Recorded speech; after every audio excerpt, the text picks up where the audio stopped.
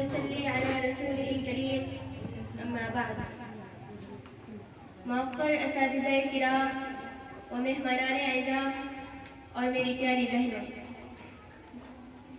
اس وقت ہندوستان کے مسلمان تاریخ انسانی کے دشوار گزار دور سے گزر رہے ہیں۔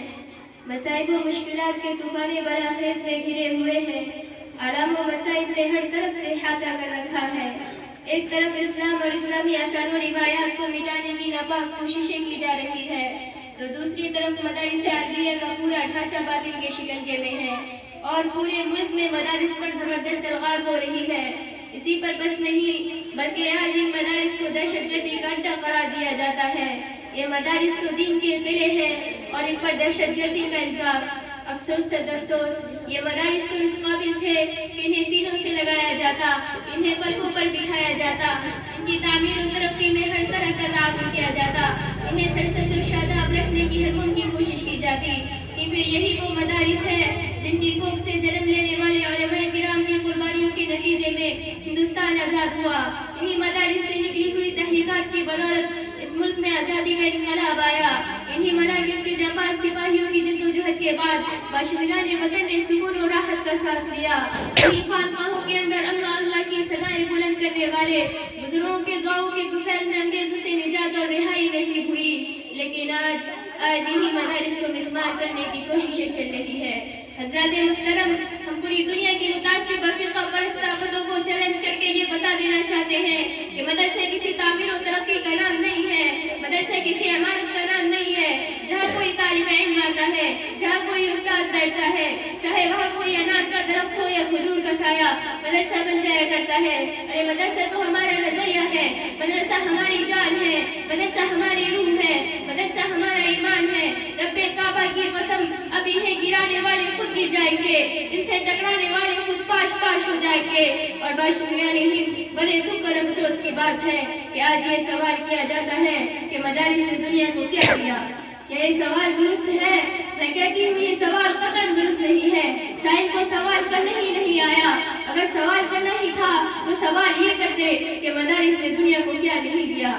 اور باشندگان ہند، تم تو ناسی بن چکے ہو، تم تو غدار بن چکے ہو، تم نے اگرچہ تاریخ کو بھلا دیا لیکن ہمیں اپنے آبا و اجداد کی تاریخ یاد ہے۔ آؤ میں تمہیں بتاؤں، تم وہ پیش ایک رب 20,70,000 احسان فراموش نام غلامت کی ناپاک ذریت میں تمہیں بتاتی ہوں کہ مدارس نے دنیا کو کیا نہیں دیا۔ ارے ہاں، مدارس نے دنیا کو بے ضمیری، ابن الوقتی اور ایمان فروشی نہیں دی۔ مدارس نے دنیا کو خود غرضی اور مفاد پرستی نہیں دی۔ مدارس نے دنیا کو بزدلی اور پست حوصلگی کا سبق نہیں پڑھایا۔ مدارس نے دنیا کو بے حیائی اور بے شرمی نہیں دی۔ ارے ہندوستان، میں تجھ سے پوچھتی ہوں کہ تجھے انگریزوں کی جوتیوں سے اٹھا کر اقتدار پر کس نے بٹھایا؟ غلامی کے پنجروں سے پرندوں کی طرح پرواز کرنا کس نے سکھایا؟ تمہیں غیری سے شہری اور غیر وطنی سے وطنی کس نے بنایا؟ ہم سے ہمارے کارنامے اور داستانیں معلوم کرنے والوں، میں کیا بتاؤں اور کہاں تک بتاؤں؟ اگر تم سے ہو سکے تو ہماری داستان افریقہ کے بربر کیے طوفان سے پوچھو، ہماری داستان شاملی کے میدان سے پوچھو، ہماری داستان عدالت کے کٹہرے سے پوچھو، ہماری داستان کالے پانی سے پوچھو۔ یہ تمام کے تمام ہمارے خلوص و وفا کے نغمے سنائیں گے۔ آج کثرت پر اترانے والوں اور اقتدار پر گھمنڈ کرنے والوں، تمہاری حکومت انگریز کی حکومت سے طاقتور نہیں، تمہاری یہ شاہجہاں چال انگریز سے تیز نہیں۔ یاد رکھو، اگر تم باز نہ آئے تو آج میں کھل کر پیغام دے رہی ہوں کہ شاخوں سے ٹوٹ جائے وہ پتے نہیں ہیں ہم، شاخوں سے ٹوٹ جائیں وہ پتے نہیں ہیں ہم۔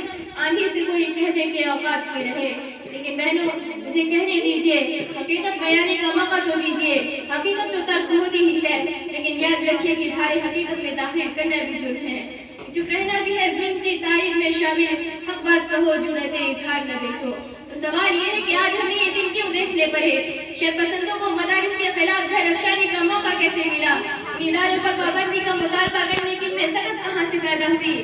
کیا اس میں ہمارا قصور نہیں ہے اور یقیناً ہے۔ اس لیے مسلمانوں، مدارس کی اہمیت کو سمجھو، مکاتب دینی کی قیادت کو محسوس کرو اور دینی اداروں کے قیام کی طرف خاص توجہ دو۔ اور یاد رکھو کہ اگر اندرونی طور پر ہم نے اپنے آپ کو تیار کر لیا اور نوجوانان اسلام کے دلوں کو قرآن سنت کی تعلیمات کو منور کر دیا تو انشاءاللہ العزیز دنیا کی کوئی بھی طاقت ہمارے ساتھ ٹک نہیں سکے گی۔ بس دعا ہے کہ مولا کریم مجھے اور آپ سب کو اس پر عمل کرنے کی توفیق عطا فرمائے۔